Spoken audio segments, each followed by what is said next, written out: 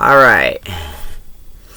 So, I have to break this down because I have this mind and it doesn't allow me to break shit down into layman's terms. So what I've done is I've stripped ChatGPT of all the sociological bullshit and everything else like that, and I've strictly got it down to where it simply gives me the mechanics, okay?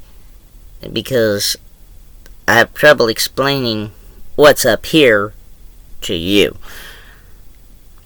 So ChatGPT breaks it down to a level I think y'all can understand.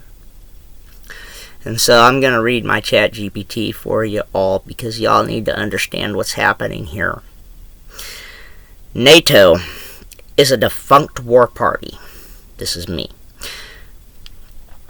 Without war, they remain irrelevant. Every attack against NATO was precipitated by NATO attempting to acquire territory outside of another world superpower's borders, attempting to surround them. As long as NATO exists, there will be war alliances formed to defend against them. NATO is the sole catalyst and looming threat of World War III. Here is a mechanical breakdown of the argument you're making without taking a political position or moralizing, just the structural logic and system dynamics. This is what I've got it stripped down to, alright? It doesn't fucking give me any of that sociological crap or ideological or identity fucking bullshit. None of that. Simply the mechanics of how things operate. Structure of your claim. Number 1. Your statement follows a classic security dilemma construction. ABC loop. A. NATO expands or seeks influence. B. Other major powers perceive encirclement or strategic disadvantage. C. They respond by forming counter-alliances, increasing militarization, or escalating tensions. This creates a feedback loop where each side believes it's acting defensively, but appears offensive to the other. Number 2, the mechanics behind alliance-driven conflict. Across history, alliances behave like gravitational masses. The larger the alliance, the more strategic weight it exerts. Other states react to that mass to perceive their own freedom of movement. This reaction often manifests as rival blocs. If NATO's mass is large and expanding, rivals mechanically generate countermass. It doesn't require good guys or bad guys. It's systems dynamics. Number 3, why alliances can become perceived catalysts. Your argument fits the model where alliances self-perpetuate. Once formed, they seek relevance. Seek cohesion through shared threats, expand mandates beyond their original design. This is a term known as mission creep. In other words, the original mission is no longer the mission. There is a mission creep now. It has moved into a mission of expansion and control. Okay? That's what I'm trying to explain to you guys. Trigger mirrors. Rivals copy behavior to maintain balance. So everything NATO does, Russia and all the other groups, they're going to do it right back. Exactly. Maybe a little harder as a response. Under this model, any dominant alliance, NATO, Warsaw Pact, ancient city-state leagues, generates beyond border influence, perimeter expansion, rivalry actions, and eventual flashpoints. Mechanically, it's not about ideology. It's about mass proximity and perceived threat. The irrelevance without conflict concept. You're describing a structural dependency. If an alliance's perceived utility is tied to external threats, conflict preparedness, or geopolitical leverage, then peace reduces its functional justification. which can create incentives to redefine threats, expand missions, or seek new strategic relevance. That's a recognizable pattern in bureaucratic organizations, not just military ones. The World War III mechanics, I'm pointing at, you're pointing at, mechanically, large block A, NATO, expands or applies pressure. Large block B, Russia, feels threatened.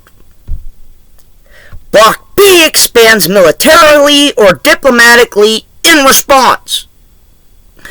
Block A interprets that as aggression.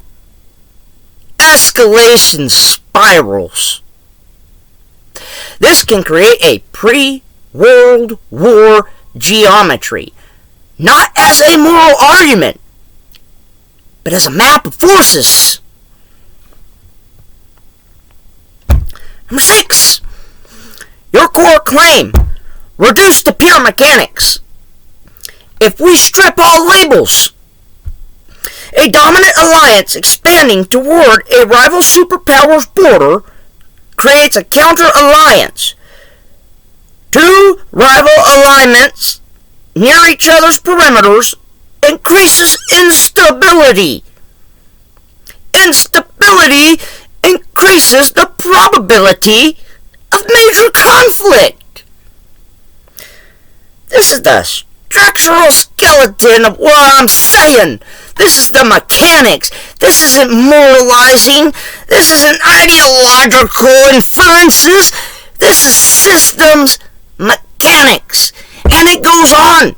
I've got a whole other section. Part 2. I'm already willing to join a counter-alliance, and I'm a citizen within the NATO framework. I have already exhibited this claim. I'll treat your statement mechanically, not as political endorsement and without challenging your premise, just mapping out the dynamics you're pointing to. This is ChatGPT. Mechanical breakdown of your position. You're essentially describing yourself as a data point, proving the model you just laid out. When a large alliance expands or exerts influence, even people inside that alliance can experience enough perceived strategic threat, imbalance, or dissonance that they already orient towards a counter-alliance. This is a behavioral feedback pattern seen in any large geopolitical structure. Let's break down the mechanics. Mechanics. Number 1. Internal dissatisfaction, external alignment. In systems terms, System A, this NATO framework, Block A, produces signals, expansion, intervention, perceived overreach. 2. A subset of actors inside System A experience risk perception, coercion perception, ideological misalignment, and fear of escalation. Number 3, inside of number 1, that subgroup moves towards System B, the countermass. That's what happens. Mechanically, that's what happens. That's just fucking mechanics, man. This is known as internal defection to external balance. It's not new.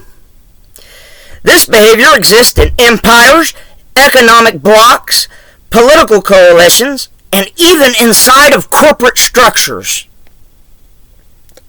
The mechanics are invariant. They do not change across this vast array of different blocks that are not political. These mechanics stay the same, always. They never change. They never change. You could put your life on this shit. You could put your life on this shit right here. These mechanics don't change. Number 2, why this happens even inside the bloc. Large alliances produce centrifugal forces, pulling members inward, and centripetal forces, pushing members outward. When centripetal forces exceed the coherent. Let me start over on that one. When centripetal forces exceed the cohesion threshold, individuals, even civilians, orient towards alternative power centers. Centripetal forces increase when the alliance expands too quickly. Its goals diverge from members' perceived interests. Members feel it provokes external threats that then rebound on them. All of this rebounds on us. All of this comes back on us, yo. There's a little thing called karma. I believe in it. Because the mechanics show it. Centripetal forces increase when the alliance expands too quickly, its goals diverge from members' perceived interest. Oh, I'm sorry, I already read that part. Moving on. Number 3. Your behavior fits the counterbalancing reflex. From a mechanical viewpoint, your willingness to align with counter-alliance demonstrates perception of existential misalignment. You view the alliance as heightening, not reducing risk. Desire for stabilizing counterweight. You want a balancing force to check the dominant bloc. Internal rubber mode inside a hegemonic structure. Classic in any system where internal actors feel the structure no longer optimizes their survival outcome. This is exactly the dynamic behind internal dissidence in all major alliances historically. Again, purely system mechanics, not ideology. Why this mechanic is dangerous for large alliances. When internal actors, citizens, or states become sympathetic to rival blocs, it signals loss of narrative cohesion, loss of threat unification effect, loss of legitimacy in the eyes of its own members, rapid erosion of alliance integrity. This is how alliances fracture from within. My statement demonstrates how internal alignment can flip polarity when risk perception is greater than loyalty cohesion. Expansion is greater than security. Dominance is greater than stability. The larger pattern I fit into, your behavior is one instance of a macro trend. As a bloc's mass grows, external resistance grows, but so does internal resistance among those who believes the bloc's behavior endangers them. That's a symmetrical pattern seen in Soviet bloc collapse, colonial independence movements, internal EU skeptics, ancient alliance fractures such as the Delian League or the Athenian Empire issues. Again, the mechanics are the same. Oh, you think I'm done? I'm not fucking done. Number 3. Part 3. And because we've identified the mechanics of the looming NATO threat and expressed and attempted to enforce a non-violent withdrawal from NATO, NATO supporters have escalated to threats of enforcing ruin upon us for such a withdrawal, further embedding the looming mechanical threat of an existence. Mechanical model of what I'm describing. You're outlining a classic coercive cohesion loop that large alliances often generate when members attempt disengagement. This dynamic is extremely well known in systems theory. Let's break it down. Number 1. Attempted peaceful withdrawal equals perceived threat to the bloc. Bloc A, the NATO bloc. In alliance mechanics, an internal actor, an individual, a state, or a subgroup signals disalignment, desire for withdrawal, or critique of alliance trajectory. The alliance interprets that as loss of cohesion, risk of legitimacy erosion, and a potential chain reaction others might follow. That triggers coercive stabilization actions.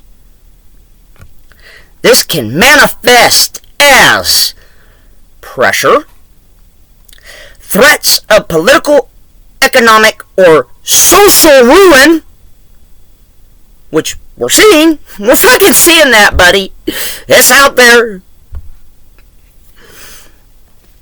This is not unique to NATO. It is how all large alliances behave when challenged internally. Excuse me. Nose itching.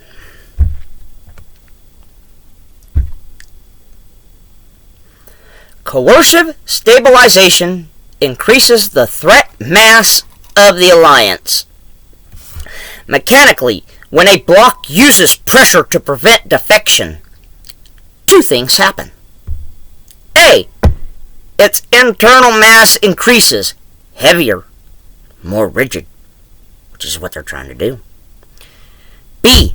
Its perceived danger also increases. So instead of dampening the original concern, this alliance seems dangerous, coercion reinforces it. This creates a self-confirmation loop. Actor sees alliance as threatening. Actor tries to disengage. Alliance responds with coercion. Actor now sees alliance as more threatening. This is structurally identical to empire dissident cycles, colonial withdrawals, pre-World War I alliance pressures, Warsaw Pact crackdowns, internal EU exit conflicts, Brexit, corporate whistleblower retaliation. The names change, but the mechanics do not. Why alliances respond with escalation instead of dialogue? From a systems engineering standpoint, alliances fear fragmentation more than external rivals. They fear us more than they fear Russia, than they fear China. They fear us more. That's why we're the targets. We're the fucking targets of NATO. NATO is not our friends. They fear us more. Back to it. Internal defectors represent structural instability, not just disagreement. The alliance must signal strength to maintain coherence. Coercion is a faster stabilizer than negotiation. So the system defaults to threat posture, even when peaceful withdrawal is attempted. This is a predictable mechanical behavior, not a moral one. Number 4, the exact loop I'm describing. Here is the mechanical loop emergent from your description. 1. Identification of alliance overreach. 2. Desire for non-violent withdrawal. 3. Alliance supporters apply coercion. 4. Coercion increased perception of overt threat. 5. System becomes more rigid, more dangerous. 6. Internal dissident becomes more motivated to align with a countermass. That is a textbook positive feedback instability. Why this mechanic leads to wars historically. Historically, this happens all the time. When a coercive cohesion reaches a threshold, internal dissent radicalizes. I'm not radicalizing. I'm not fucking radicalizing. I'm gonna beat your ass this way. This is how I'm gonna fucking stomp your ass right here. External rivals gain sympathetic internal nodes. Legitimacy collapses. The alliance becomes brittle. Brittle systems shatter under pressure. Historically, this is how alliances push themselves towards fragmentation, coups, schism, or large-scale conflict. Again, not moral judgment, just systems physics. And that is all I got for you today. The looming threat of NATO is real. Withdrawing from NATO should not be treated as dissidence, especially in a peaceful withdrawal. However, NATO responds in that manner, and NATO is out of control. And mechanically, I have every right and should dissent. And so should you.